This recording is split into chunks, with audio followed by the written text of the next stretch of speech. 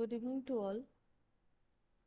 आज हम live class लेने वाले थे, पर कुछ रीज़न की वजह से हम क्लास रिकॉर्डेड ही दे रहे हैं आप लोगों को। आप लोग अपने टाइम के अनुसार देख लीजिएगा।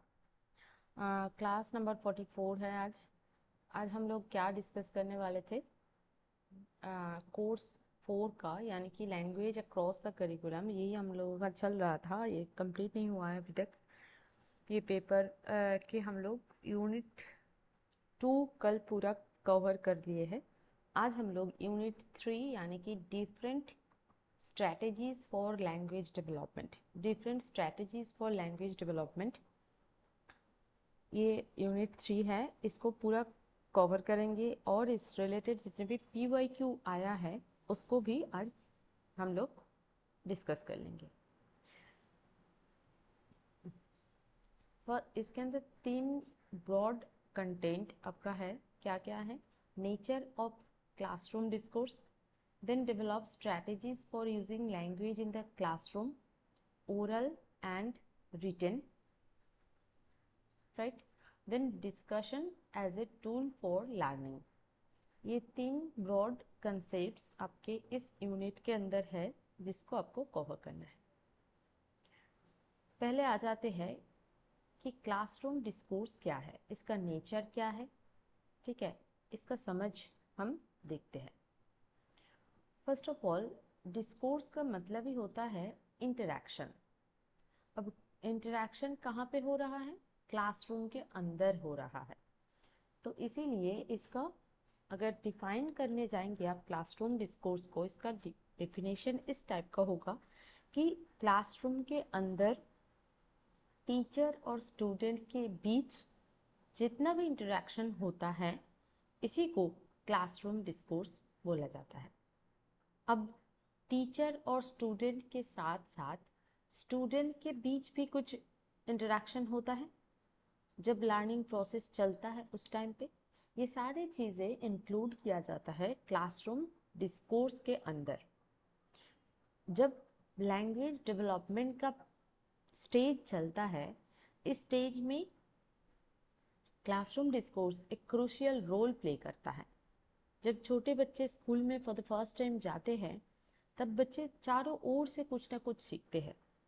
टीचर से तो सीखते ही है, पर उसका जो पीयर्स है, उसके जो फ्रेंड सर्कल है, वो भी किस तरीके से खुद को एक्सप्रेस कर रहे हैं उस चीज़ को भी वो ऑब्जर्व करते हैं।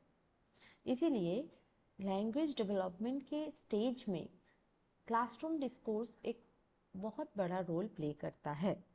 ये हमेशा बहुत बड़ा एक एक्सपोजर बच्चों को देते हैं, एक अपॉर्चुनिटी मिलता है कि वो जो भी लैंग्वेज वो सीख रहा है उसको वो प्रैक्टिस कर पाए इन रियलिटी, नया चीज़ को वो एक्सप्लोर कर पाए, है ना। और अपना जो लैंग्वेज स्किल है उसको वो पॉलिश कर पाए। ठीक है, तो इसीलिए क्लासरूम डिस्कोर्स एक इम्पॉर्टेंट चीज़ होता है जब बच्चों के अंदर लैंग्वेज डेवलपमेंट चलता है, ये प्रोसेस जब जारी रहता है। अब आते हैं की features of classroom discourse. Classroom discourse का की फीचर्स क्या क्या है? First of all, interactive communication. Interactive communication, यहाँ पे क्या होता है? इंटरैक्टिव कम्युनिकेशन में क्या होता है कि मतलब बातचीत करने में जब हम स्टूडेंट्स को इनकरेज करते हैं, बातचीत किस बेसिस पे? ऑब्वियसली टॉपिक ओरिएंटेड होना चाहिए। आप बच्चों को क्वेश्चन पूछ रहे हैं एज अ टीचर, तो बच्चे उस चीज़ का आंसर दे रहे हैं, या फिर ग्रुप में उसी टॉपिक को लेके अगर डिस्कस कर रहे हैं, इसी को इंटरैक्टिव कम्युनिकेशन बोला जाता है। ये एक फीचर है क्लासरूम डिस्कोर्स का। Then collaborative learning. Classroom discourse का और एक इम्पॉर्टेंट फीचर है कि बच्चे आपस में बात करते हुए अपना जो थॉट है उसको शेयर करते हुए वो प्रॉब्लम को कलेक्टिवली सॉल्व कर पाते हैं। ठीक है, साथ मिलके काम करना। और उसी से सीखना, ये है कोलैबोरेटिव लर्निंग। तो कोलैबोरेटिव लर्निंग भी क्लासरूम डिस्कोर्स का एक one of the key feature है। Then contextual language use. अब लैंग्वेज को अब कैसे यूज करेंगे? ऑब्वियसली ये कंटेक्स्ट बेस्ड होना चाहिए। अब बात तो कर रहे हैं, पर बात करने का पॉइंट, आपका जो कंटेंट है, आपका जो टॉपिक है, वो होना ज़रूरी है। अब इधर उधर का बात करेंगे तब वो मीनिंगफुल नहीं रहेगा, है ना। तो ये 3 है की features of classroom discourse. Then आते हैं strategies for effective classroom discourse. Classroom discourse को इफेक्टिव बनाने के लिए क्या क्या स्ट्रेटेजीज टीचर्स अपनाते हैं? एक तो है encourage open ended question. Open ended question को एनकरेज करना ज़रूरी है। अगर आप फिक्स्ड कर देंगे कि ये स्नो पे आंसर दीजिए, या फिर रेटिंग स्केल में आंसर दीजिए, या फिर बच्चों को अब अगर आप बोले कि fill in the blanks type question, तो इससे क्या होता है? अपॉर्चुनिटीज़ बात करने का नहीं मिलता है, खुद को एक्सप्रेस करने के लिए नहीं मिलता है, स्कोप नहीं मिलता है ना। तो इसीलिए हमेशा ओपन एंडेड क्वेश्चन क्या करता है? क्लासरूम डिस्कोर्स को इफेक्टिव बनाने में हेल्प करता है, ताकि बच्चा अपने मन से कुछ सोचे और क्रिटिकली उसको वो एक्सप्लेन भी कर पाए। Next, promote group discussion. Group discussion को भी ये एनकरेज करता है। क्लासरूम डिस्कोर्स को अगर आप इफेक्टिव बनाना चाहते हैं, तब बच्चों को छोटे छोटे ग्रुप में डिवाइड कर दो और उसको एक एक टॉपिक दे दो। तब क्या होगा? बच्चे उस टॉपिक रिलेटेड चीज़ों को वो एक जितना वो खुद जानते हैं उसको एक्सप्रेस करेंगे, बाकी लोगों से, बाकी अपने पीयर मेंबर से भी वो सुनेंगे। तो इससे क्या होगा कि ग्रुप डिस्कशन का जो पॉजिटिव साइड है वो दिखाई देगा। बच्चे खुद डिस्कशन के थ्रू सीखेंगे और एक दूसरे को हेल्प भी कर पाएंगे। इससे क्या होगा? क्लासरूम डिस्कोर्स बहुत ज़्यादा हेल्दी बनेगा। कि एक पर्टिकुलर सर्टेन टॉपिक लेके उन लोग डिस्कस करेंगे ना, तो उससे क्या होगा? उन्हीं लोगों का फायदा होगा, इधर उधर का बातें होगा नहीं वहाँ पे। तो ग्रुप डिस्कशन हमेशा क्लासरूम डिस्कोर्स को हेल्दी बनाता है। Then integrate multi modal tools. अगर आप बहुत सारे visuals, audio, digital tools classroom communication के टाइम पे अगर यूज़ करेंगे, तब क्या होगा? बच्चे एंगेज होंगे और सीखने का जो एबिलिटी है वो भी डायनामिक होगा। डायनामिक किस सेंस पे होगा? कि अगर आप बस सिर्फ लेक्चर ही देंगे तो बस सुनने का ही काम रहता है, बाकी तो कुछ करते नहीं है, बच्चे बोर हो जाते हैं। पर अगर आप इतने सारे टूल्स यूज़ करके बच्चों को टीच करेंगे, तो बच्चे खुद एंगेज होंगे, पूछना स्टार्ट कर देंगे, और क्या होगा? साथ ही साथ उनको सीखने का जो तरीका है वो डायनामिक होगा, है ना। Then balance teacher student interaction. मतलब क्या है? जो क्लासरूम डिस्कोर्स है, ये मतलब इंश्योर करता है कि बच्चे और टीचर, स्टूडेंट और टीचर के बीच का जो इंटरेक्शन है उसमें एक संतुलन रहे, उसमें एक बैलेंस रहे। ऐसा नहीं है कि मतलब बस टीचर ही बोलते जाए और बच्चे सुने, ऐसा भी नहीं है। और टीचर भी, ऐसा भी नहीं है कि स्टूडेंट अपने मन से कुछ टॉपिक उठाए और उसमें डिस्कशन स्टार्ट करते। ऐसा क्लासरूम डिस्कोर्स अलाउ नहीं करते हैं। टीचर स्टूडेंट का जो इंटरेक्शन है उसमें बैलेंस करने में भी क्लासरूम डिस्कोर्स का एक इम्पॉर्टेंट रोल रहता है। तो ये सारे स्ट्रैटेजीज है। Then importance of classroom discourse in bilingual context. अगर क्लासरूम डिस्कोर्स का इम्पोर्टेंस देखा जाए, इससे क्या होता है? लैंग्वेज एक्सपोजर, भाषा का संपर्क, यानी कि भाषा को जानने के लिए, लैंग्वेज को जानने के लिए आपको एक अपॉर्चुनिटी मिलता है कि आपका तो होम लैंग्वेज को आप जानते ही है, स्कूल में आके आपको स्कूल लैंग्वेज सुनने को मिलता है, और उसके साथ साथ बाकी बच्चे जो भी है, जो दूसरे लैंग्वेज से बिलोंग करते हैं, दूसरे लैंग्वेज में बात करते हैं, उनसे भी आपको सीखने को मौका मिलता है। इसीलिए लैंग्वेज एक्सपोजर बहुत ज़्यादा हाई रहता है। Then bridging cultural gaps, cultural gap को भी ब्रिज करने में मतलब क्लासरूम डिस्कोर्स हेल्प करता है कि बहुत सारे बैकग्राउंड से बच्चे आते हैं एक पर्टिकुलर क्लास में, तब अलग अलग जो कल्चरल बैकग्राउंड है वो अलग तरीके से खुद को रिप्रेजेंट करते हैं। तो ऐसे ही एक ब्रिज बनाने में बाकी मतलब जितने भी कल्चर बैकग्राउंड वाले बच्चे हैं सबके अंदर एक ब्रिज बनाने में क्लासरूम डिस्कोर्स हेल्प करता है। कैसे कि जब बच्चे खुद को एक्सप्रेस करते हैं, इंटरैक्ट करते हैं, तब वो खुद का तो बोल ही रहे हैं और दूसरों का भी बोल लेते हैं। ऐसे ही क्या होता है, मतलब एक गिव एंड टेक जैसे चलता है कि मेरा भी अब जानो, मेरा ये बैकग्राउंड है, मेरा ये कल्चरल एस्पेक्ट है, आपका भी जब हम सुनेंगे हम कुछ सीखेंगे उससे। तो ऐसे एक कल्चरल गैप को ब्रिज बनाने में क्लासरूम डिस्कोर्स मदद करता है। देन है बिल्डिंग कॉन्फिडेंस, बच्चों के अंदर जितना भी बोलने का एबिलिटी, लैंग्वेज एबिलिटी स्ट्रॉन्ग होगा, लैंग्वेज स्किल स्ट्रॉन्ग होगा, तो बच्चों के अंदर मतलब मिस्टेक करने का जो डर है वो हट जाएगा और बच्चे क्या करेंगे, कॉन्फिडेंट फील करेंगे, है ना। तो ये है क्लासरूम डिस्कोर्स। ठीक है, अब नेक्स्ट क्या है, develop strategies for using language in the classroom.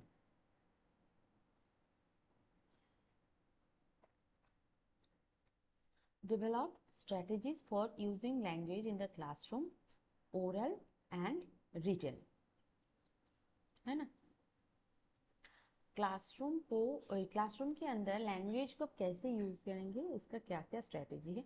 Oral language strategies क्या क्या है, मौखिक भाषा की रणनीतियाँ क्या क्या है। एक तो है इंटरैक्टिव डायलॉग, है ना। इंटरैक्टिव डायलॉग यानी कि बच्चे कॉन्वर्सेशन में बच्चे इंगेज हो जाए, जहाँ पे बच्चे पूछ सकते हैं क्वेश्चन या फिर आंसर दे सकते हैं और खुद का जो ओपिनियन है उसको भी वो शेयर करते हैं, है ना, यूजिंग होम लैंग्वेज और स्कूल लैंग्वेज। ये होता है इंटरैक्टिव डायलॉग्स। ये एक ओरल लैंग्वेज का स्ट्रेटजी है। देन पीयर डिस्कशन, आप एक टॉपिक बच्चों को दे देंगे तो बच्चे उस टॉपिक पे डिस्कशन करेंगे, पीयर टू पीयर डिस्कशन। उससे क्या होगा, उससे क्या होगा कि बोलने का, स्पीकिंग जो एबिलिटी है, स्पीकिंग स्किल आप बोल सकते हैं, ये भी और इन्हांस होगा, एबिलिटी इन्हांस होगा। और क्या होगा, वो एक्सप्रेस भी कर पाएंगे खुद को बहुत अच्छे से, क्योंकि पीयर ग्रुप के अंदर जब बातचीत होता है तब बच्चे डरते कम हैं, वो खुद को अच्छे से एक्सप्रेस कर पाते हैं। तो पीयर डिस्कशन भी वन ऑफ द स्ट्रेटेजी हो सकता है। देन लैंग्वेज स्कैफोल्डिंग, अगर एज ए टीचर एक क्वेश्चन पूछे हैं बच्चों को, बच्चे बोलने में थोड़ा हेजिटेट कर रहे हैं, उसको डर लग रहा है कि मैं जो भी बोलूँ गलत हो जाए, बाकी लोग हंसेंगे मेरे पे। अगर ऐसा सिचुएशन होता है तब एज ए टीचर आप लैंग्वेज स्कैफोल्डिंग का भी यूज़ कर सकते हैं। यानी कि सही आंसर का शुरुआत का एक दो वर्ड आप बोल सकते हैं, बच्चों को प्रॉम्प्ट दे सकते हैं, कुछ सपोर्टिव ओरल ओरली कुछ सपोर्टिव वर्ड्स आप बोल सकते हैं या फिर एक्सप्रेशन दे सकते हैं कि चलो जो भी बोल रहे हो वो सही है। ऐसे एक्सप्रेशन देने से भी बच्चों को हेल्प मिलता है, लैंग्वेज स्कैफोल्डिंग उसको बोला जाता है ना। तब क्या होता है, जो इंटरेक्शन स्टार्ट हुआ है वो जारी रहता है, वो चलता रहता है। Then role playing and simulation, role playing and simulation में क्या होता है कि बच्चों को अगर मतलब रोल प्ले करके अगर एक कंटेंट को एक्सप्रेस किया जाए बच्चों के सामने, तब क्या होता है, बच्चों का बोलने का जो एबिलिटी है, स्पीकिंग एबिलिटी और कंप्रीहेंड करने का एबिलिटी, वो भी बढ़ता है। तो ये सारे ओरल लैंग्वेज स्ट्रेटेजीज है। देन उसके बाद रिटन लैंग्वेज स्ट्रेटेजीज क्या क्या है। इंटरैक्टिव राइटिंग, इंटरैक्टिव राइटिंग में बच्चों को आप एक टॉपिक दे सकते हैं जहाँ पे बच्चे ग्रुप में लिखेंगे या फिर खुद लिखेंगे, खुद का थॉट वो शेयर करेंगे।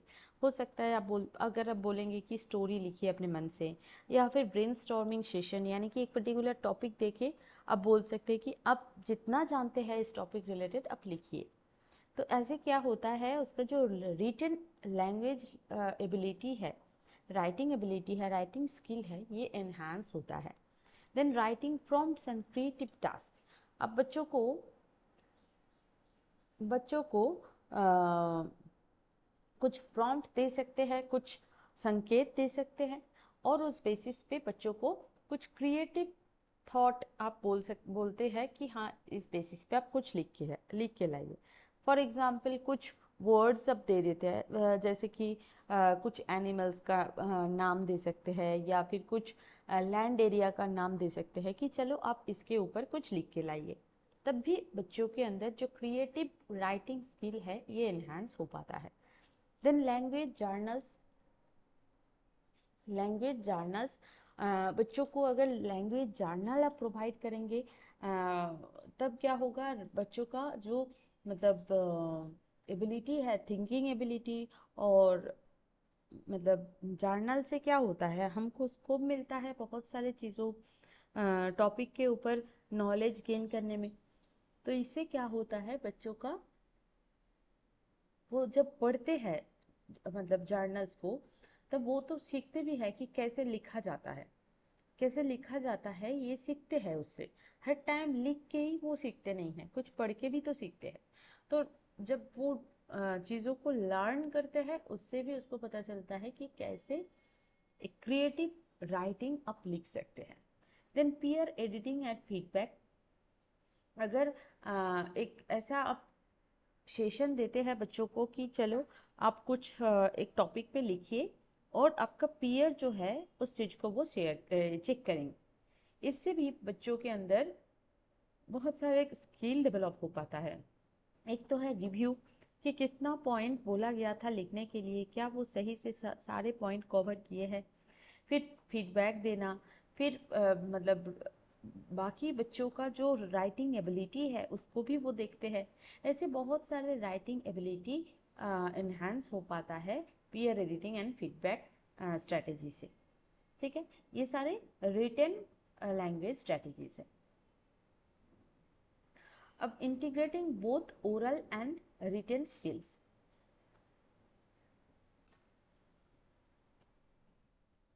इससे क्या होता है, दोनों स्किल को अगर इंटीग्रेट किया जाए तब फायदा क्या है। कनेक्टेड एक्टिविटीज, अगर आप एक्टिविटी डिज़ाइन करेंगे ताकि बच्चों के अंदर ओरल और रिटन दोनों लैंग्वेज स्किल ही डेवलप कर पाए। इससे क्या होता है, बच्चे राइटिंग स्क्रिप्ट्स और मतलब अगर मतलब राइटिंग स्क्रिप्ट अगर बच्चों को दे देते हैं, या फिर ओरली कुछ वो एक्सप्रेस करेंगे, डिलीवर करेंगे, ऐसा कुछ दे देते हैं, तो बच्चों के अंदर क्या होता है, दोनों स्किल ही डेवलप करने का मौका मिलता है बच्चों को। फॉर एग्जाम्पल एक अगर आप पोएम दे देते हैं, पोएम पढ़ के क्या होगा, वो पढ़ेंगे, कुछ सीखेंगे, और उसको याद करके वो जब प्रेजेंटेशन देंगे, जब पोइट्री वो प्रेजेंट करेंगे, तब भी वो बोलने का जो एबिलिटी है वो एनहांस होगा। या फिर कुछ राइटिंग स्क्रिप्ट अगर आप दे देंगे तो वो समझना भी तो चाहिए ना। तो जब समझते हैं तब भी उसके अंदर राइटिंग एबिलिटी एनहांस हो पाता है। Then real world context, real world scenario आप जितना यूज़ करेंगे, जैसे कि आप अपने फ्रेंड्स को कुछ लेटर लिखिए, या फिर आप बीमार थे, आप टीचर्स को लीव एप्लीकेशन लिखिए, है ना, इस टाइप का। इससे भी क्या होता है, ओरल और रिटन दोनों लैंग्वेज प्रोफिशिएंसी एनहांस हो पाता है।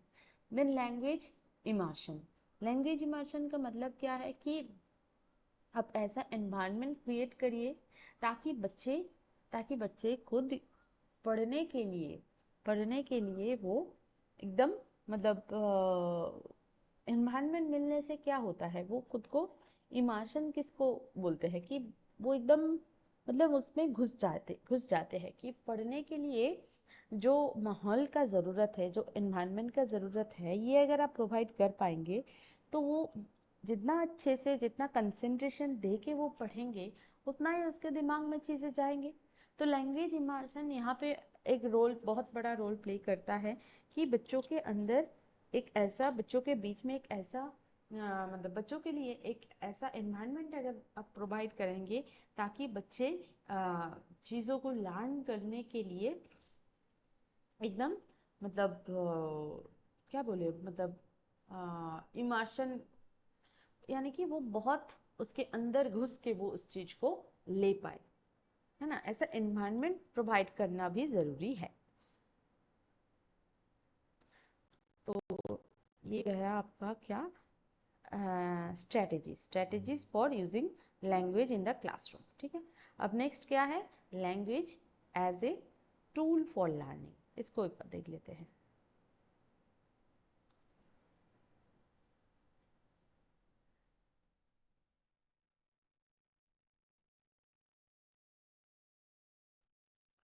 Discussion as a discussion as a tool for learning. ठीक है, क्लासरूम के अंदर डिस्कशन को अगर आप लर्निंग का एक टूल समझते हैं तब क्या होगा, है ना। Role of discussion in learning, learning में डिस्कशन का क्या रोल है। डिस्कशन क्लासरूम के अंदर एक बहुत महत्वपूर्ण भूमिका निभाते हैं। वो क्या है, ये बस क्रिटिकल थिंकिंग को ही इनकरेज करते हैं ऐसा नहीं है, क्योंकि डिस्कशन में हमेशा हम क्या करते हैं, कुछ सोचते हैं और कुछ बोलते हैं। सोच के बोलना पड़ता है डिस्कशन में, है ना। ये तो इनका क्रिटिकल थिंकिंग इनकरेज होता ही है, और उसके साथ साथ क्या होता है, बच्चों को अपॉर्चुनिटी मिलता है कि वो बच्चा खुद जो लैंग्वेज यूज कर रहे हैं उसमें तो उसको कम्पिटेंट होना ही है, और सामने वाले जिनके साथ डिस्कशन चल रहा है उनका भी लैंग्वेज को उनको समझना पड़ेगा। तो दोनों लैंग्वेज को एक्टिवली सुनना और बोलना, ये दोनों में एक्टिव होना, दोनों में कम्पिटेंट बनना, ये भी बच्चों को मौका मिलता है। वो बन पाएंगे दोनों लैंग्वेज में कम्पिटेंट होने के लिए वो हो पाएंगे। तो ये एक टूल है, डिस्कशन ऐसा टूल है जो कम्प्लेक्स कंसेप्ट को समझाने के लिए बहुत ज़रूरी है।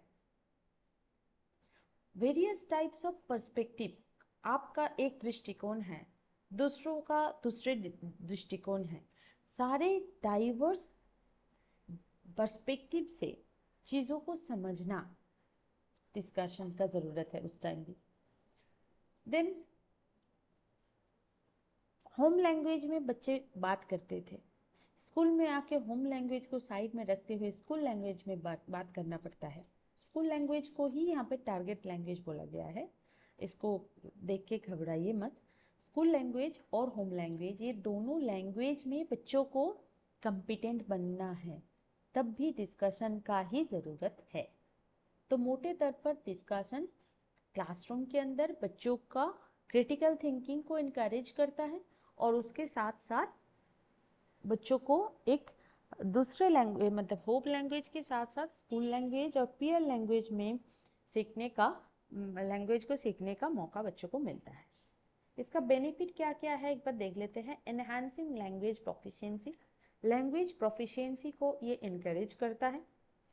बच्चों के अंदर जो रियल टाइम कन्वर्सेशन है, रियल टाइम कन्वर्सेशन में आपको सोचने का ज़्यादा टाइम नहीं मिलेगा, पर आपको कन्वर्सेशन करना है और सही से करना है। तो इससे क्या होता है, लैंग्वेज प्रोफिशिएंसी एनकरेज होता है, बढ़ता है।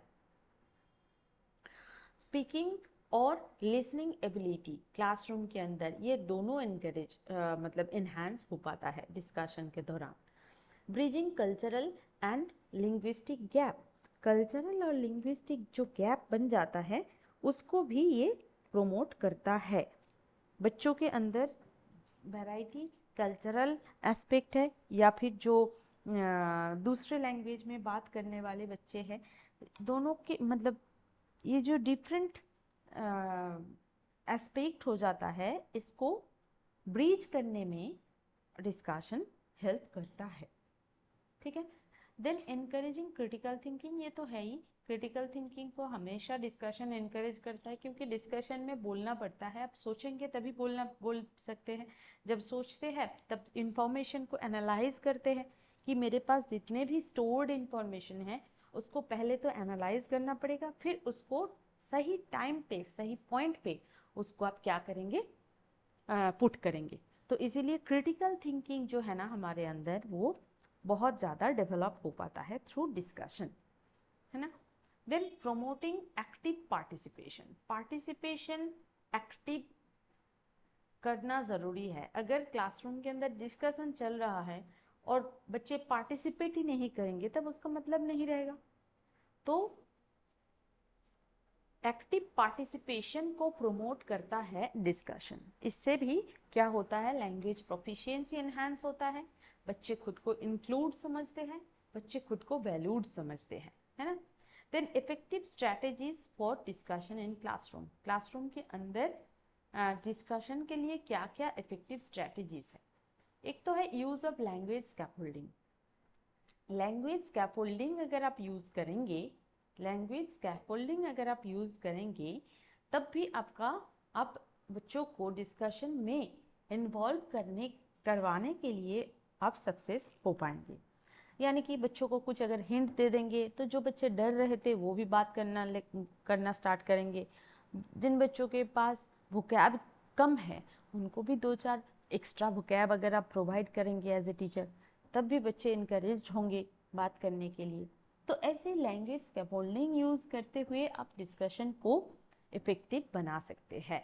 Then group discussion and pair work, group discussion and pair work में क्या होता है, group discussion and pair work में क्या होता है कि बच्चे जब ग्रुप डिस्कशन करते हैं या फिर साथ मिलके कुछ काम को कोलैबोरेटली करते हैं तब क्या होता है, बच्चे एक दूसरे को हेल्प करते हैं, सपोर्ट करते हैं लैंग्वेज प्रोफिशिएंसी एनकरेज करने के लिए, है ना। तो ग्रुप डिस्कशन के थ्रू और पेयर वर्क के थ्रू बच्चों के अंदर लैंग्वेज प्रोफिशिएंसी एनहांस हो सकता है। Then encourage code switching, code switching क्या है कि बच्चे जब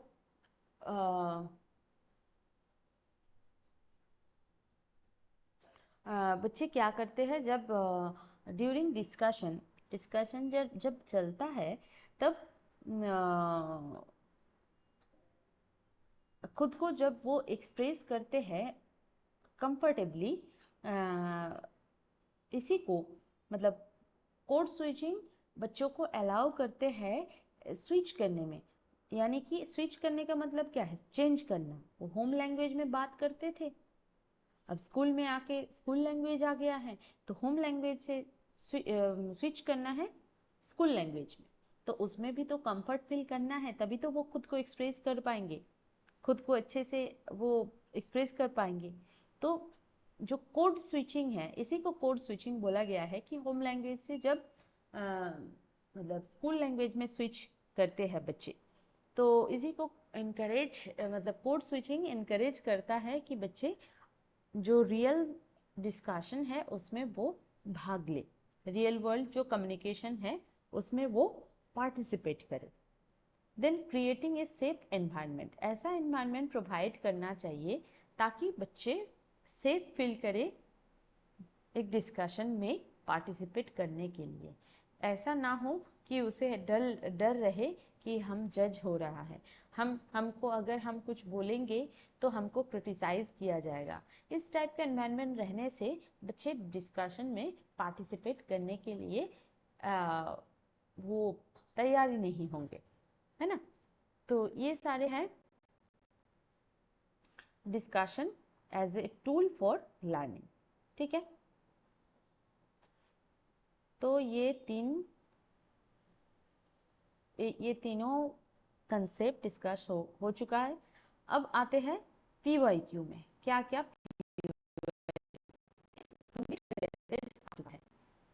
2019 से लेके 2023 तक।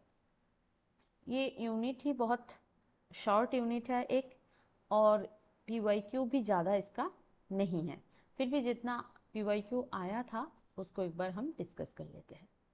फर्स्ट है कि explain the role of teacher in using discussion as a strategy in the classroom, कि क्लासरूम के अंदर डिस्कशन को एक स्ट्रैटेजी के तौर पर अगर यूज करना चाहेंगे तो टीचर का क्या रोल रहेगा। ये 5 मार्क्स के लिए पूछा गया था 2023 में। टीचर का क्या रोल है, जब टीचर का क्या रोल हो सकता है जब हम डिस्कशन को as a strategy, classroom strategy इसको अपनाते हैं, तब टीचर का क्या रोल रहता है। टीचर का बहुत क्रूशियल एक रोल रहता है, क्योंकि टीचर यहाँ पे क्या करते हैं, फैसिलिटेटर का काम करते हैं। फैसिलिटेटर का काम मतलब हेल्प करते हैं, मदद करते हैं, बच्चों को इनकरेज करते हैं ताकि बच्चे एकदम खुलेआम अपना जो आइडियाज़ है उसको एक्सप्रेस करें, अच्छे से सुने और खुद का जो ओपिनियन है उसको भी वो एक्सप्रेस करे और जो डिस्कशन है उसमें वो पार्टिसिपेट करे। टीचर अगर ओपन एंडेड क्वेश्चन पूछेंगे बच्चों को, तब बच्चों के अंदर जो क्रिटिकल थिंकिंग है वो पावर इंक्रीज होगा और उससे क्या होगा, उसका अंडरस्टैंडिंग और डीपर होगा। और बच्चों को कन्वर्सेशन में गाइड भी करते हैं टीचर। गाइड कैसे करते हैं, जो भी पॉइंट रखा गया है, जो भी कंटेंट रखा गया है, बच्चे उस कंटेंट के ओर ही बात करें। डिस्कशन टू द पॉइंट होना चाहिए, है ना। तो इसमें भी गाइड टीचर करते हैं ताकि बच्चे जो मेन पॉइंट है उससे हट ना जाए।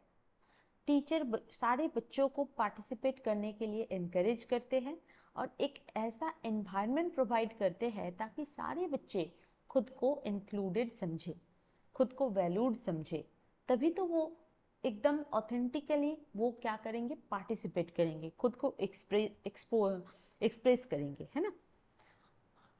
और क्या टीचर का और एक रोल क्या है, जितने भी पॉइंट्स निकल कर आता है एक डिस्कशन के दौरान, तब उस पॉइंट्स को समराइज करते हैं टीचर, और जो ऑब्जेक्टिव है, लर्निंग ऑब्जेक्टिव है, उसके साथ उस पॉइंट्स को क्या करते हैं, लिंक बनाते हैं और स्टूडेंट को नॉलेज को, जितने भी नॉलेज उससे मिलता है उसको बहुत दिन तक याद करके रखने के लिए हेल्प इससे मिलता है। अगर एक डिस्कशन ऐसा है कि चलो एक पर्टिकुलर टॉपिक जैसे ग्लोबल वार्मिंग, इस रिलेटेड बहुत सारे डिस्कशन हुआ, फिर बच्चे घर चले गए, क्या वो चीज़ बहुत दिन तक याद रहेगा? नहीं। अगर उससे कंक्लूजन क्या निकाल के आया, क्या हमारा जो ऑब्जेक्टिव है ग्लोबल वार्मिंग को अच्छे से समझ पाना, ग्लोबल वार्मिंग को कम करने के लिए टीचर का रोल क्या है, स्टूडेंट का क्या रोल है, ये सारे पॉइंट्स जो है, जो ऑब्जेक्टिव है एक डिस्कशन का, उससे इस डिस्कशन का जो कंक्लूजन है उसको अगर हम रिलेट नहीं करेंगे तब बच्चों को कुछ फ़ायदा नहीं है।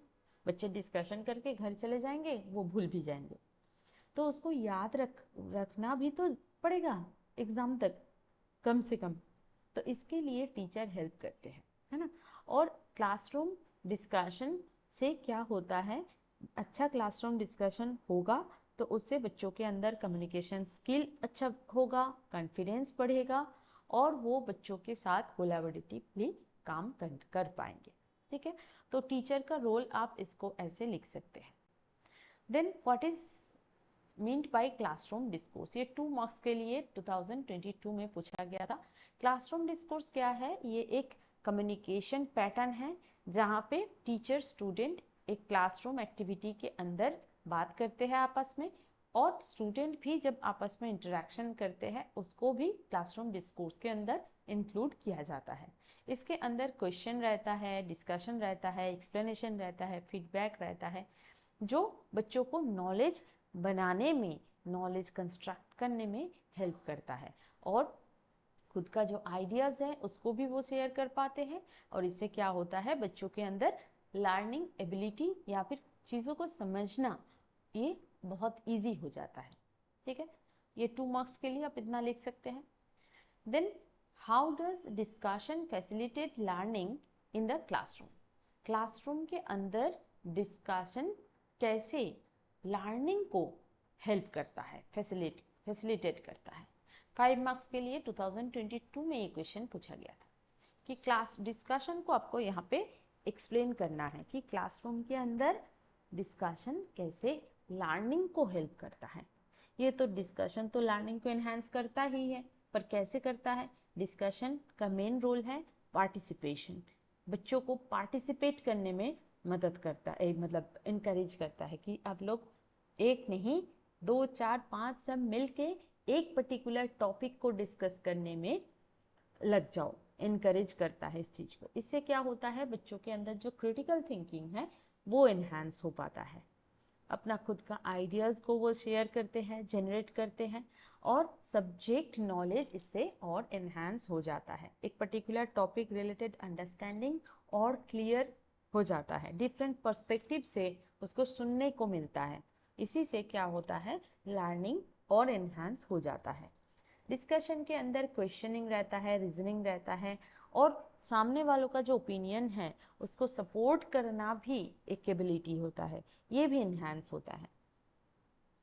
इंटरैक्टिव एनवायरनमेंट क्रिएट करता है जहाँ पे स्टूडेंट्स कोलैबोरेटिवली कुछ सीखते हैं, अपना जो कम्युनिकेशन लिसनिंग स्किल है दोनों को इम्प्रूव कर पाते हैं। और डिस्कशन के थ्रू क्या होता है, बच्चे नॉलेज को एब्जॉर्ब करता है, नॉलेज इन्हांस होता है। बस ऐसा ही नहीं है, इसको छोड़ के भी एनालाइज करने का एबिलिटी, चीज़ों को, इंफॉर्मेशन को इवैल्यूएट करना, फिर उसको सिंथेसाइज करना। एनालाइज करना मतलब इंफॉर्मेशन को पार्ट में डिवाइड करना, छोटे छोटे पार्ट में डिवाइड करना, फिर इवैल्यूएट करना, देन सिंथेसाइज करना, मतलब इतना छोटे छोटे पार्ट को फिर से जोड़ना। ये होता है analyse, evaluate and synthesise information. तो ये सारे इतने सारे चीज़ें थ्रू डिस्कशन पॉसिबल है।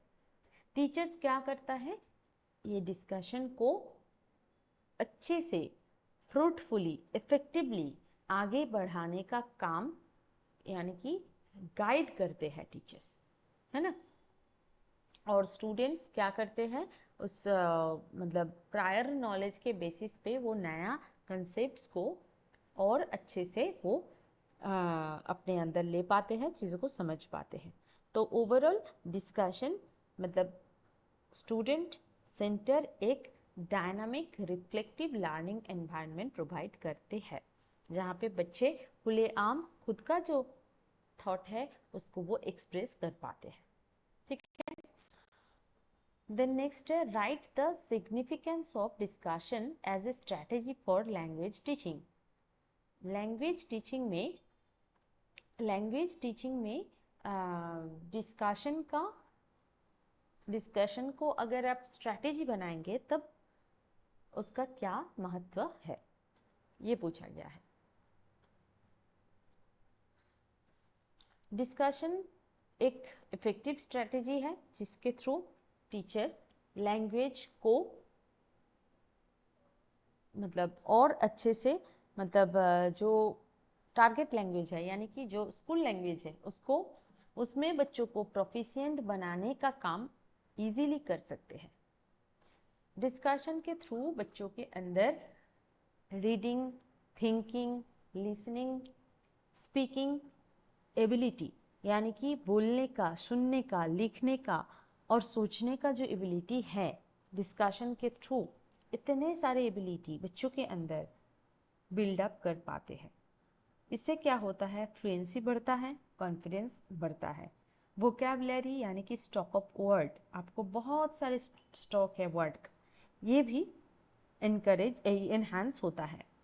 और क्या है कि सही सेंटेंस स्ट्रक्चर सीखना, करेक्ट सेंटेंस स्ट्रक्चर सीखना, ये भी पॉसिबल होता है। और क्या है कि लैंग्वेज मतलब हर एक लैंग्वेज में बात करने वाले जो भी इंडिविजुअल है उनका जो कल्चरल बैकग्राउंड है उसको भी समझने में हेल्प आसान होता है। आप समझ सकते हैं, दूसरे लैंग्वेज में बात करने वाले लोगों का कल्चर भी आप इजीली समझ पाते हैं। और क्या है कि डिस्कशन, ये तो है कि क्रिटिकल थिंकिंग को प्रमोट करते हैं, जो मतलब क्लियरली खुद का जो ओपिनियन है उसको अगर आप एक्सप्रेस करेंगे, इसका जो एबिलिटी है ये भी एनहांस होता है। टीचर क्या करते हैं कि रियल लाइफ कम्युनिकेशन क्रिएट करते हैं, यानी कि क्लासरूम के अंदर बच्चों को कम्युनिकेट करने का एक एनवायरनमेंट प्रोवाइड करते हैं। इससे क्या होता है, लर्निंग जो है ना ये मीनिंगफुल होता है। जब बच्चे अपने पीयर्स के साथ, अपने फ्रेंड्स के साथ इंटरेक्ट करते हैं, तब बच्चे सुनते भी हैं और रिस्पॉन्ड भी करते हैं, यानी कि लिसनिंग एबिलिटी और स्पीकिंग एबिलिटी दोनों ही एनहांस हो पाता है ना। तो इसीलिए डिस्कशन लैंग्वेज सीखने में, लैंग्वेज प्रोफिशिएंसी बढ़ाने में हेल्प करता है। ठीक है, ज़्यादा क्वेश्चन इस यूनिट से मुझे देखने को नहीं मिला है। जितना मिला था मैं यहाँ पे लेके आई हूँ आप लोगों को, इसीलिए एक एक क्लास में एक एक यूनिट का कंटेंट और उसके साथ उस यूनिट रिलेटेड जितने भी क्वेश्चन पूछा गया है, एक एक क्लास में वो मिलेगा आपको। एग्ज़ाम से पहले अगर आपको किसी एक पर्टिकुलर यूनिट में कुछ प्रॉब्लम है, आप उसी क्लास को बस देखेंगे तो वो यूनिट आपका इजीली प्रिपेयर हो जाएगा। ठीक है, इसीलिए मैं क्लास को ऐसे अरेंज की हूँ। अब इस पेपर के लिए और 2 यूनिट बचा है, यूनिट 4 यानी कि language interaction in the classroom, और unit 5 nature of reading comprehension in the content areas. ये दोनों यूनिट 2 दिन में ये कंप्लीट हो जाएगा। नेक्स्ट रहेगा course 5 understanding discipline and subject and EPC 1। तो ये 2 बाकी जो बचा रहेगा आप लोगों का, जहाँ तक मुझे इन्फॉर्मेशन मिला है कि मिड जून करके एग्ज़ाम होगा, मई में भी नहीं होने वाला है। तो अभी अप्रैल एंड है, तो मई में तो आराम से ये बाकी 2 पेपर आपका कवर हो जाएगा। उसके बाद भी जब टाइम अगर बचा रहेगा तो बस हम लोग कुछ मतलब सजेस्टिव टाइप का क्वेश्चन फिर हम लेके आएंगे। ठीक है, आप लोग भी लाइव क्लास ज़्यादा अटेंड नहीं कर रहे हैं, इसीलिए मैं अभी मतलब कुछ दिन तक तो मैं रिकॉर्डेड ही देने वाली हूँ, क्योंकि आज तो संडे है। वेनेसडे वेनेसडे को शायद लाइव मैं ले लूँगी, फिर नेक्स्ट जो आने वाले सैटरडे संडे है ना, मैं वहाँ पे दोनों दिन ही रिकॉर्डेड देने वाली हूँ। पहले से मैं बता के रखती हूँ ताकि आप लोगों का भी प्रिपरेशन रहता है क्लास अटेंड करने के लिए। जो भी है आज आप लोग रिकॉर्डेड देख लीजिए, बाकी क्लासेस भी देखते रहिए। एग्ज़ाम थोड़ा और लेट होने वाला है, आपको हाथ में टाइम मिल गया है, आराम से प्रिपरेशन लीजिए। क्लास को यहीं पे ख़त्म करते हैं, मिलते हैं नेक्स्ट वेडनेसडे को नेक्स्ट यूनिट को लेकर। ओके, तब तक के लिए बाय, गुड नाइट।